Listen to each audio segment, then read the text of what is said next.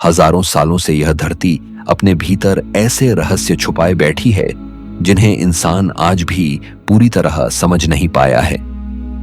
रेगिस्तानों के नीचे, पहाड़ों की चोटियों पर और घने जंगलों के बीच बिखरे पड़े हैं ऐसे अवशेष जो हमारी इतिहास की समझ को बार बार चुनौती देते हैं। कहीं पत्थरों से बने ऐसे नगर हैं जिनकी इंजीनियरिंग आज की तकनीक से भी आगे लगती है, तो कहीं पूरी पूरी सभ्यताएं हैं जो अचानक समय के अंधेरे में गायब हो गई। यह मिथक नहीं है, यह कल्पना नहीं है, बल्कि इस धरती की वह सच्चाई है जिसे आज भी वैज्ञानिक, इतिहासकार और खोजकर्ता समझने की कोशिश कर रहे हैं। तो चलिए अब शुरू करते हैं इस रहस्यमयी धरती की यात्रा। Number 10, Tsaparang ruins. चट्टानों में दफन एक लुप्त साम्राज्य। तिब्बत के पश्चिमी पठार पर सूखी घाटियों और सुनसान चट्टानों के बीच छिपा त्सापरंग आज भी वैसा ही खड़ा है जैसे समय ने इसे छूना ही छोड़ दिया हो। पहली नजर में यह जगह किसी साधारण खंडहर जैसी लग सकती है, लेकिन जैसे ही इंसान इसके भीतर कदम रखता है, एहसास होता है कि यह सिर्फ ही पत्थरों का ढेर नहीं, बल्कि एक पूरे साम्राज्य की जमी हुई सांसें हैं। त्सापरांग कभी गुग्गे साम्राज्य की राजधानी था, एक ऐसा शक्तिशाली राज्य जो हिमालयी व्यापार मार्गों को नियंत्रित करता था और भारत, नेपाल व मध्य एशिया से सांस्कृतिक रूप से जुड़ा हुआ था। इस शहर को जमीन पर नहीं, बल्कि चट्टानों के भीतर और ऊपर की ओर बनाया गया था, मानो यह शहर आसमान की तरफ बढ़ रहा हो। त्सापरांग की सबसे चौंकाने वाली बात इसकी बनावट है। यहाँ सैकड़ों गुफाएं, सुरंगें, मंदिर, भिक्षु आवास और महल एक ही चट्टान में तराशे गए हैं। पूरा शहर ऊर्ध्वाधर है, नीचे आम लोग रहते थे, बीच में मठ और प्रशासनिक ढांचे थे, और सबसे ऊपर राजा का महल जो रेगिस्तान और घाटी पर निगरानी रखता था। आज भी उन संकरी सुरंगों में चलते हुए यह समझ पाना मुश्किल हो जाता है कि बिना आधुनिक औजारों के इतनी जटिल संरचना कैसे बनाई गई होगी। अंदर की गुफाओं में बनी भित्तिचित्र आज भी रहस्य पैदा करते हैं। रंग इतने जीवंत हैं कि लगता है मानो इन्हें कल ही बनाया गया हो। खनिज रंगों से बनी देवताओं, मंडलों और ब्रह्मांडीय प्रतीकों की ये चित्रकारी किसी साधारण कला का परिणाम नहीं लगती, बल्कि किसी गहरे आध्यात्मिक ज्ञान का संकेत देती है। लेकिन सबसे बड़ा रहस्य यह है कि इतना शक्तिशाली और सुरक्षित शहर अचानक कैसे उजड़ गया। 17वीं शताब्दी में त्सापरांग लगभग रातों रात वीरान हो गया। कुछ कथाएं युद्ध और विश्वासघात की बात करती हैं, कुछ अकाल और घेराबंदी का जिक्र करती हैं, लेकिन कोई ठोस उत्तर आज तक नहीं मिला।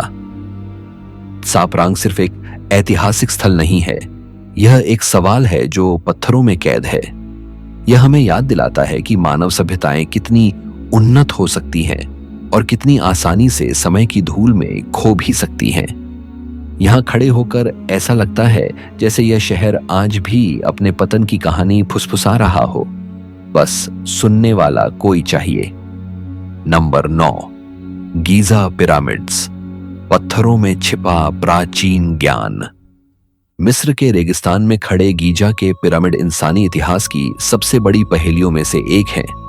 हजारों सालों से ये विशाल संरचनाएं समय, तूफान और सभ्यताओं के उत्थान पतन को चुपचाप देखती आ रही हैं। आज से लगभग 4500 साल पहले बनाए गए ये पिरामिड सिर्फ कब्रें नहीं थे, बल्कि एक ऐसी सोच का परिणाम थे जो अपने समय से कहीं आगे लगती है। जैसे ही कोई इनके सामने खड़ा होता है, पहला सवाल यही उठता है कि इतनी विशाल और सटीक संरचना आखिर कैसे बनाई गई होगी। सबसे रहस्यमय है महान पिरामिड, जिसकी दिशा चारों दिशाओं के साथ लगभग पूर्ण सटीकता से मेल खाती है। यह सटीकता आज के आधुनिक उपकरणों के बिना लगभग असंभव मानी जाती है। लाखों चूना पत्थर के ब्लॉक, जिनमें से कई का वजन कई टन है, इतनी बारीकी से जोड़े गए हैं कि उनके बीच आज भी ब्लेड तक नहीं घुस सकता।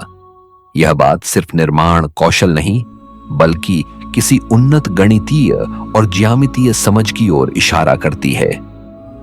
पिरामिड के भीतर मौजूद संकरे मार्ग और शाफ्ट भी रहस्य से भरे हैं।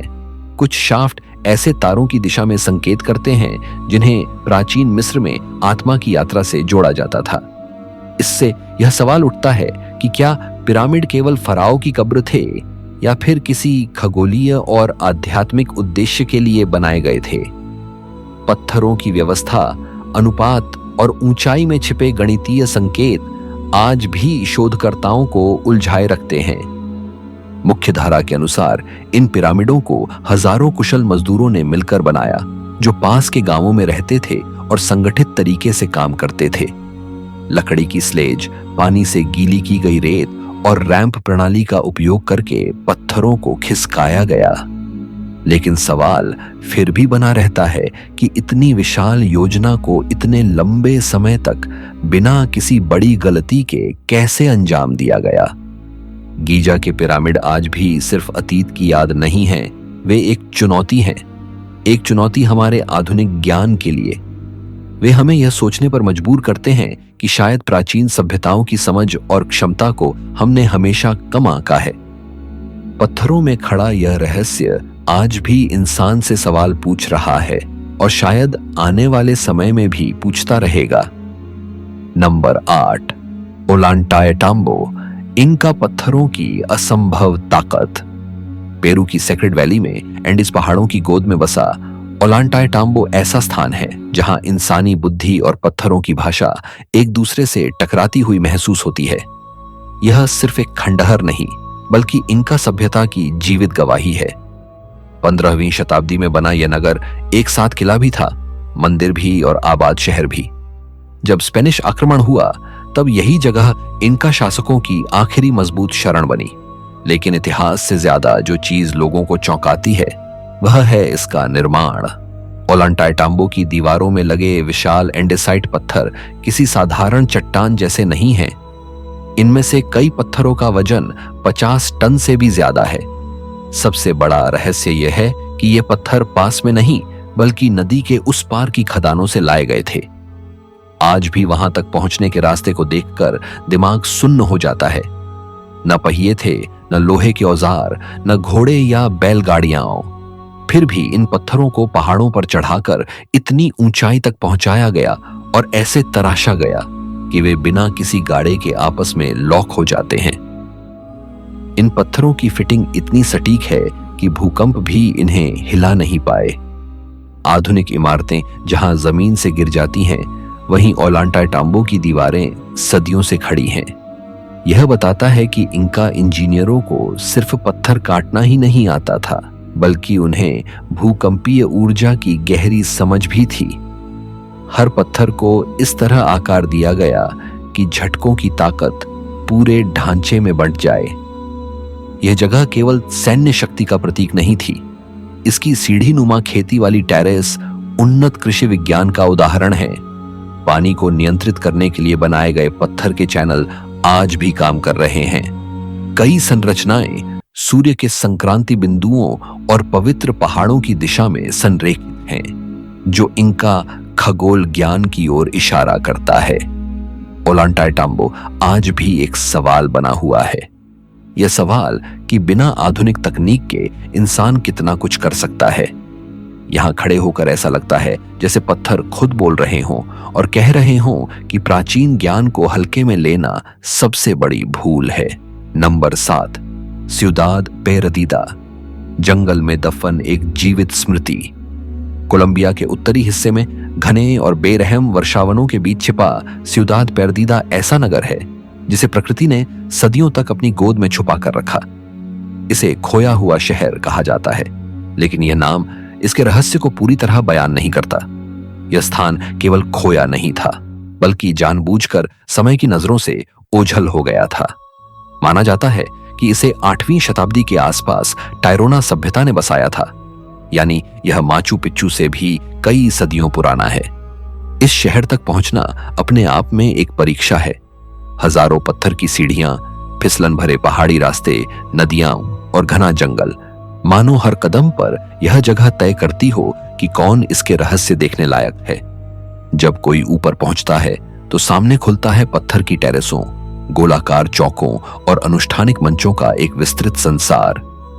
यह साफ संकेत देता है कि सियुदाद पेरदीदा कोई छोटा गांव नहीं, बल्कि एक सुव्यवस्थित और शक्तिशाली नगर था। यहाँ की बनावट साधारण नहीं है। पत्थर की गोल संरचनाएं, खगोलीय संकेतों जैसी दिशा में बने रास्ते और सामाजिक वर्गों के अनुसार अलग अलग ऊंचाई पर बसे क्षेत्र यह दिखाते हैं कि यह शहर केवल रहने की जगह नहीं, बल्कि आध्यात्मिक और राजनीतिक केंद्र भी था। हजारों लोग यहाँ रहते थे और आसपास के क्षेत्रों को नियंत्रित करते थे। फिर भी यह पूरा नगर अचानक क्यों खाली हो गया, इसका कोई ठोस उत्तर आज तक नहीं मिला।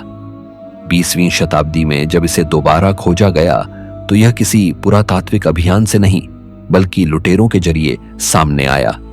लेकिन स्थानीय आदिवासी समुदायों के लिए यह जगह कभी खोई नहीं थी। आज भी वे इसे अपने पूर्वजों का हृदय मानते हैं और इसे पवित्र मानकर देखते हैं। उनके लिए सिउदाद पेरदीदा अतीत नहीं, बल्कि जीवित स्मृति है।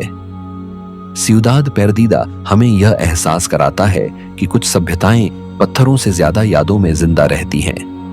यह नगर जंगल में खड़ा होकर आज भी यही सवाल करता है कि क्या इंसान सच में इतिहास को खोजता है या इतिहास तय करता है कि किसे खुद को दिखाना है। नंबर 6, मेरोए, अफ्रीका के 100 पिरामिडों का भूला हुआ साम्राज्य। मिस्र की प्रसिद्ध सभ्यता की छाया से दूर सूडान के तपते रेगिस्तान में बसा मेरोए एक ऐसा नाम है जिसे इतिहास ने लंबे समय तक नजरअंदाज किया। लेकिन यही स्थान कभी कुश साम्राज्य की राजधानी था, एक ऐसा शक्तिशाली राज्य जो नील नदी के किनारे अफ्रीका की राजनीति, व्यापार और संस्कृति को नियंत्रित करता था। आज यहां दर्जनों नहीं, बल्कि सैकड़ों पिरामिड खड़े हैं, जो यह चुपचाप साबित करते हैं कि प्राचीन अफ्रीका सिर्फ मिस्र तक सीमित नहीं था।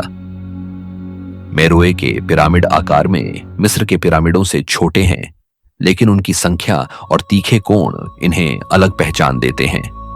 ये पिरामिड केवल राजाओं के लिए नहीं, बल्कि रानियों के लिए भी बनाए गए थे। यहाँ की सबसे रहस्यमयी बात यह है कि कुश साम्राज्य में महिलाओं की भूमिका असाधारण रूप से शक्तिशाली थी। कंदाके कहलाने वाली रानियां न सिर्फ शासन करती थीं, बल्कि सेनाओं का नेतृत्व भी करती थीं और रोम जैसे विशाल साम्राज्य से टकराने का साहस रखती थीं। मेरोए केवल एक धार्मिक केंद्र नहीं था, बल्कि तकनीकी रूप से भी उन्नत था। यह अफ्रीका का एक प्रमुख लौह उत्पादन केंद्र था। यहां बने औजार और हथियार दूर दूर तक व्यापार में जाते थे। सोना, हाथी दांत और लोहे के कारण यह शहर अत्यंत समृद्ध हुआ। फिर भी इतनी शक्ति और संपन्नता के बावजूद इसका पतन धीरे धीरे रहस्य बन गया।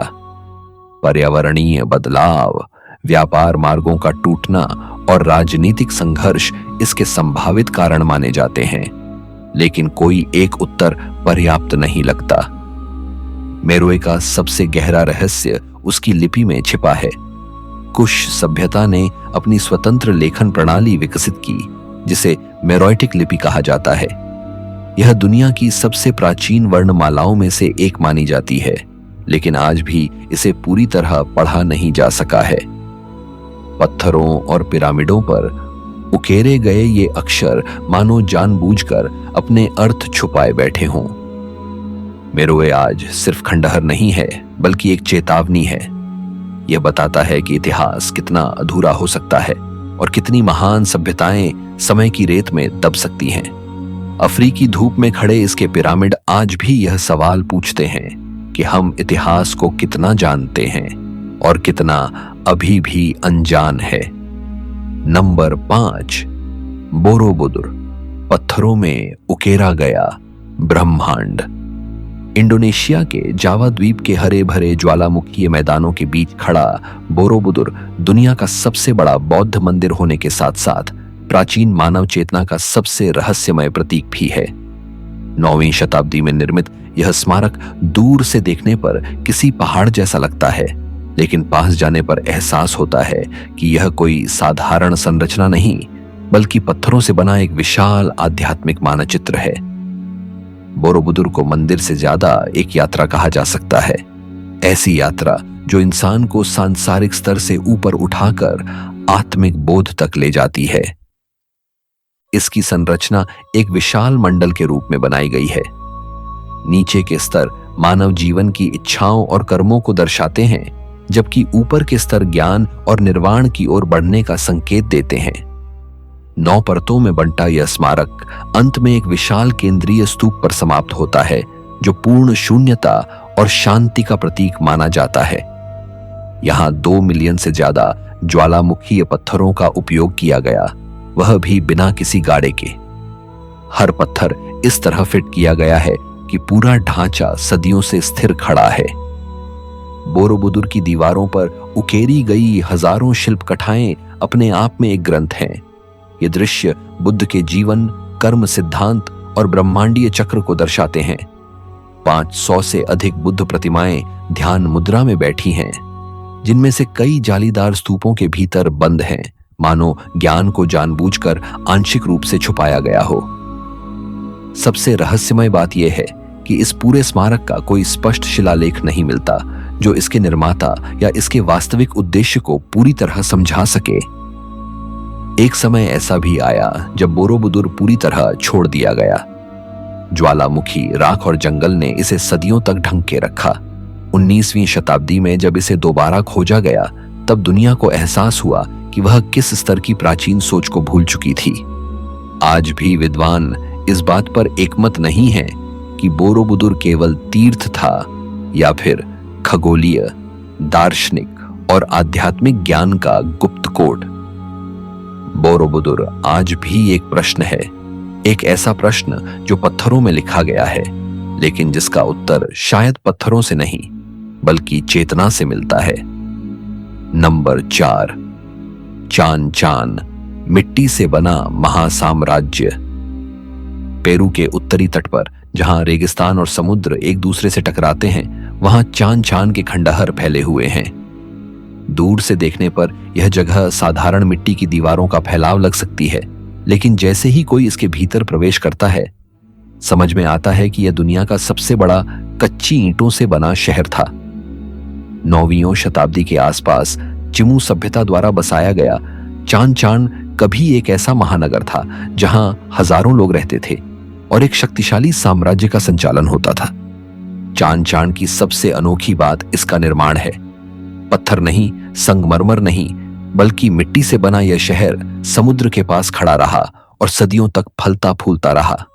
इसकी ऊंची ऊंची दीवारें, विशाल महल नुमा परिसर और बंद प्रांगण इस बात का संकेत देते हैं कि यह केवल रहने की जगह नहीं, बल्कि सत्ता और नियंत्रण का केंद्र था। शहर कई स्वतंत्र महलों में बंटा हुआ था, जिन्हें आज सियुदादेलास कहा जाता है। हर महल किसी एक शासक का प्रतिनिधित्व करता था और उसके भीतर प्रशासन, अनुष्ठान और भंडारण की अलग अलग जगहें होती थीं। दीवारों पर उकेरी गई नक्काशी अपने आप में एक रहस्य है। मछलियां, लहरें, पक्षी और समुद्री जीव हर तरफ दिखाई देते हैं। यह सजावट केवल सौंदर्य के लिए नहीं थी, बल्कि चिमू लोगों के समुद्र से गहरे संबंध को दर्शाती थी। उनका पूरा जीवन, व्यापार और विश्वास समुद्र के इर्द गिर्द घूमता था। इतना बड़ा शहर होने के बावजूद यहां जल प्रबंधन की अद्भुत व्यवस्था थी। दूर दराज से पानी लाने के लिए नहरें बनाई गई थीं, जो रेगिस्तान में जीवन बनाए रखने के लिए अनिवार्य थी। लेकिन यह शक्तिशाली नगर भी स्थायी नहीं रहा। 15वीं शताब्दी में इंका साम्राज्य ने चान छान पर विजय प्राप्त की और धीरे धीरे इसकी शक्ति खत्म हो गई। बाद में स्पेनिश आक्रमण और प्राकृतिक क्षरण ने इसे लगभग भुला दिया। आज बारिश और हवाएं इसकी मिट्टी की दीवारों को धीरे धीरे मिटा रही हैं, मानो समय खुद इस शहर को वापस रेत में बदल रहा हो। चान चान हमें यह सिखाता है कि महानता हमेशा पत्थरों में नहीं होती। कभी कभी मिट्टी से बने साम्राज्य भी इतिहास को आकार देते हैं। इसके खंडहर आज भी यह सवाल पूछते हैं कि क्या हमने उन सभ्यताओं को सच में समझा या सिर्फ उनके बचे खुचे निशान गिनकर आगे बढ़ गए।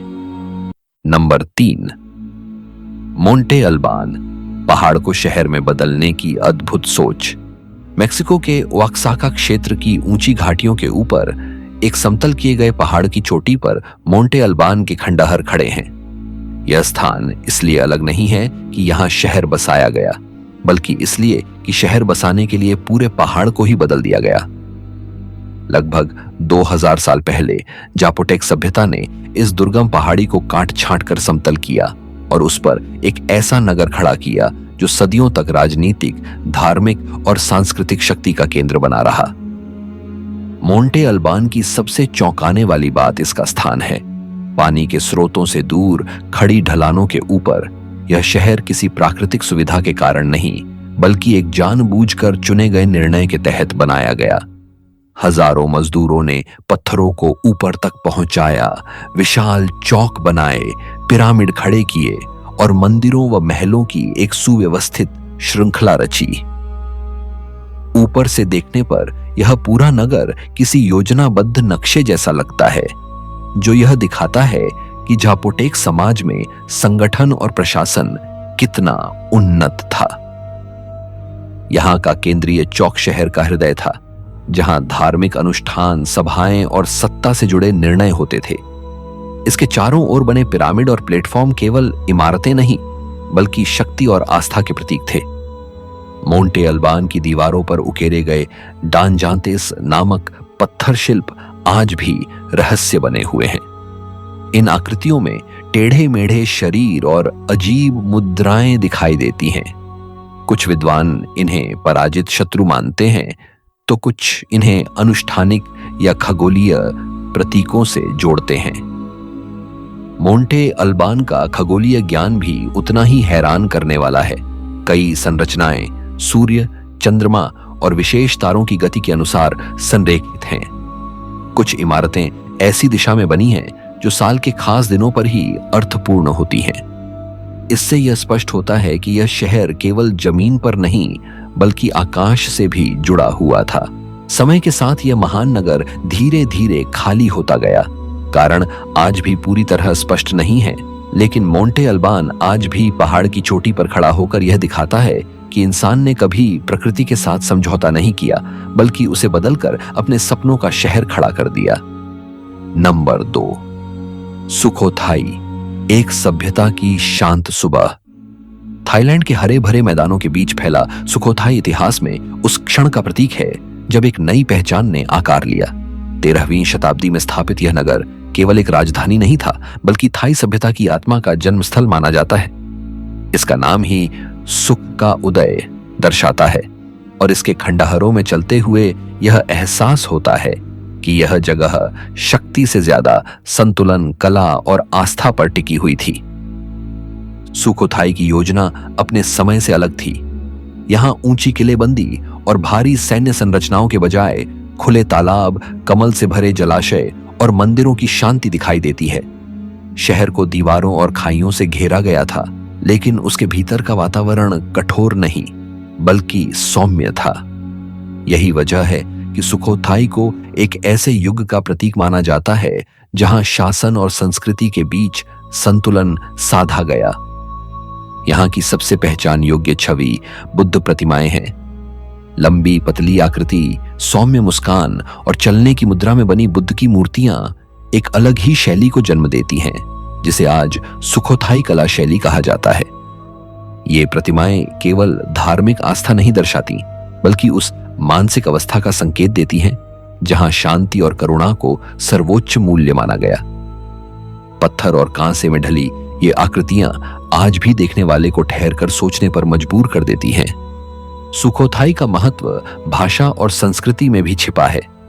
यहीं थाई लिपि का प्रारंभिक रूप विकसित हुआ, जिसने आगे चलकर पूरे क्षेत्र की पहचान तय की। मंदिरों और शिलालेखों में दर्ज शब्द उस समय की सोच, नियम और सामाजिक व्यवस्था की झलक देते हैं। यह नगर केवल पूजा का केंद्र नहीं था, बल्कि शिक्षा, कला और प्रशासन का संगम था।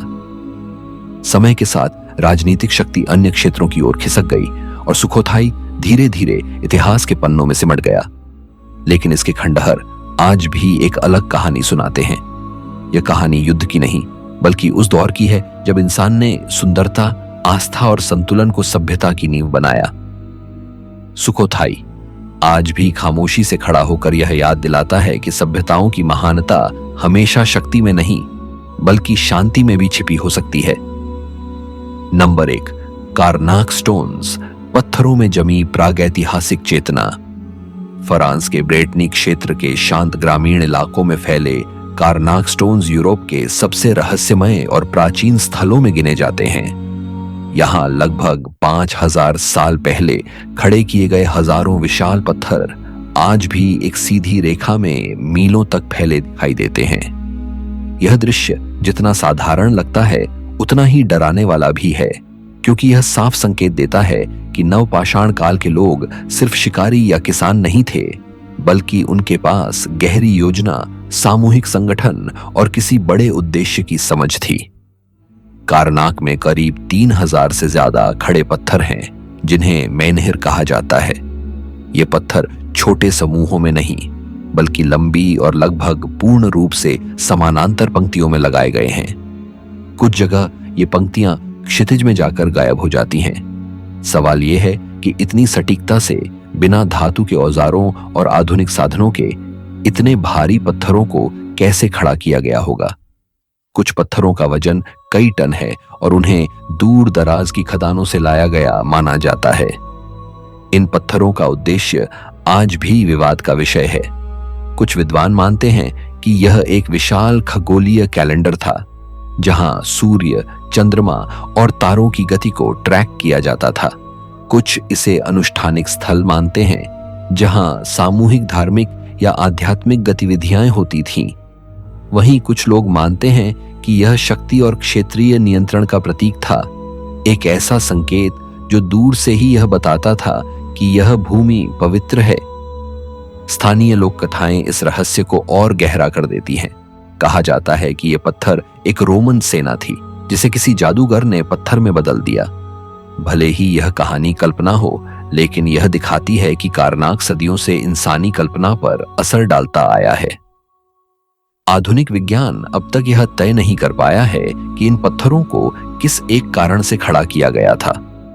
शायद सच यह है कि इनका उद्देश्य सिर्फ एक नहीं, बल्कि कई स्तरों पर था। कारनाक स्टोन्स आज भी यह एहसास कराते हैं कि इंसानी चेतना की जड़ें हमारी कल्पना से कहीं ज्यादा पुरानी और गहरी हैं। ये पत्थर बोलते नहीं, लेकिन उनकी चुप्पी ही सबसे बड़ा रहस्य है। आज के वीडियो में इतना ही।